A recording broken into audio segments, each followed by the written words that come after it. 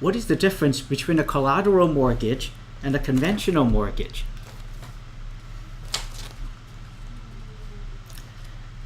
There is a growing trend with major banks and some credit unions to have registered collateral mortgage charge instead of a conventional mortgage charge when you enter into a new mortgage agreement with them. Traditionally, a collateral mortgage charge was primarily used with line of credit accounts where there can be a considerable difference between the amount advanced and the amount outstanding at any point in time.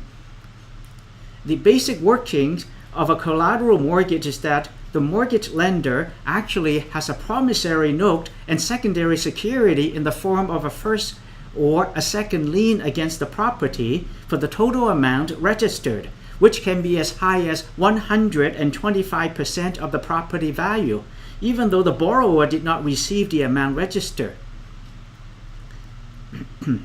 With a collateral mortgage, the big difference is in the term and conditions. In addition to the higher loan registration amount, lender also have the right to write a higher interest rate that is initially being offered and charged to the customer. For instance, the collateral mortgage may have a stated interest rate of 10%, but when the actual rate being charged is only 4%. Well, then what is the reason for mortgage lender to now move to the collateral mortgages? Well, let's see what the bank have to say. From the lender's point of view, they promote this as providing more options and convenience to the borrower. Because of the amount of security being pledged to the lender, the borrower can more easily qualify for additional borrowings with the bank. This could include any non-mortgage form of borrowing as well. The bank also explained that a borrower can more easily move from one lending product to another without incurring any new mortgage registration charge. And while the consumer can receive value from signing off on a collateral mortgage, there are some things that you should be aware of before accepting this type of mortgage options. First thing is this. By registering a collateral mortgage at 100% or higher of the fair value of your property, any future borrowings that you may want to leverage from your home will likely have to come from the same lending institution. For instance, if you want to secure a second mortgage where the total loan outstanding would be less than 80% of the value of the property, no second mortgage would be arranged from a different lending institution because they wouldn't want to register behind a collateral mortgage which is already listed at 125% of the property value, even though only a fraction of that amount may be outstanding. This could also impact your ability to qualify for any type of lending program outside of what your bank is offering you, due to the fact that other lender will consider the full amount of the mortgage registered in the debt service calculations. So even though you have good income and good credit, you could still be viewed as having excessive debt load and causing otherwise straightforward credit applications to be declined. The second reason for it is that the nature of the way the collateral mortgage is written.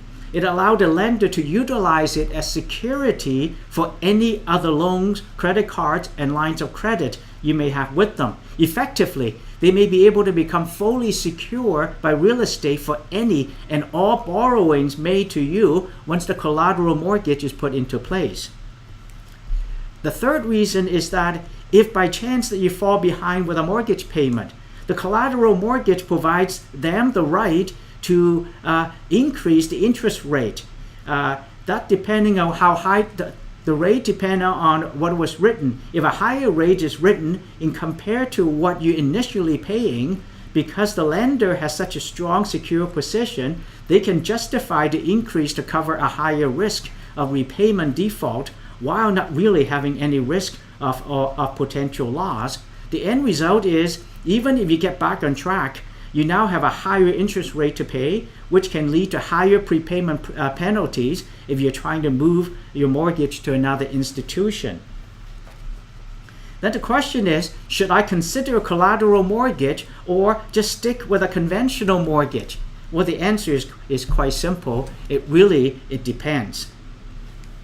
Currently in the mortgage market, some lenders are providing the customer with an option of taking a conventional or a collateral mortgage. However, this is not true with all lenders, and some lenders some mortgage providers are talking about only offering collateral mortgage option. Because the banks offer a fast closing process, which tends to be cheaper than going through your own lawyer, many borrowers are going to sign off on a collateral mortgage without really understanding the pros and cons of a collateral mortgage. In fact, many of them don't even know that they signed up for a collateral mortgage. So the key here is understanding what you're going to sign up for. If the benefits of a collateral mortgage fit your needs, then there is certainly nothing wrong with accepting this type of mortgage offers. But if the terms and conditions are going to be too restrictive for your future financial planning needs and cash flow or your cash management requirement, then a conventional mortgage may make more sense. Before you sign off on any mortgage offering, make sure you're getting independent legal advice. If you're not completely sure as to how all the terms and conditions of mortgage work, that way you can make an informed decision and have less chance of regretting it at some future stage. If you're looking for trusted advice, please give us a call for a free consultation. We'll explain things to you in plain language. We will evaluate with you whether collateral mortgage is right for you. We will offer you options. We trust that you'll be able to leave here with better options and with peace of mind. We'll keep you safe throughout the whole process.